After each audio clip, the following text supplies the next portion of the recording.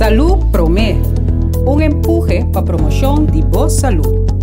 Diz Promé por rueda de prensa.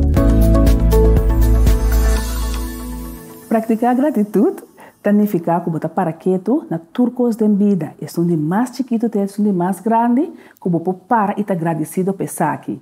Praticar gratitude ativo significa também chama danke para turcos como tim e turcos como por raia. O benefício de praticar gratitude ativo, na primeiro lugar, é quitar o enfoque de a coisa negativa de vida e põe enfoque de a coisa mais positiva de vida.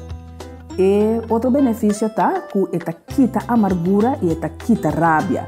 Gente não pode sentir gratitude e amargura ou rabia para eu.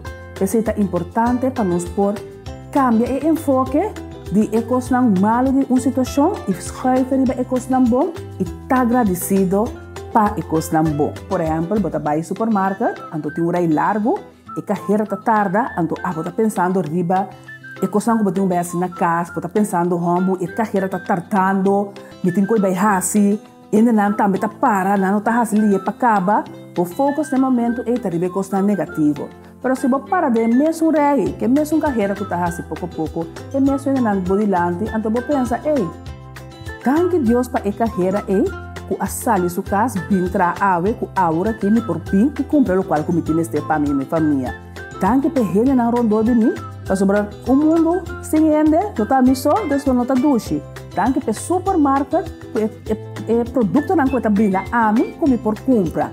Então assim na hora é o foco, não está riba é coisa negativa que está passando, e quando você tem na casa, mas o foco está riba é coisa bom de momento é. Agora para baixo, quando não está gente não que está contente, que está alegre, está aceita generar gratitude. Está justo ao contrário. Gente não está praticar gratitude ativo, tá não tem gente não está contente e está alegre. Então nós por visa, com nossa alegria, tá genera gratitude, senão gratitude tá genera alegria.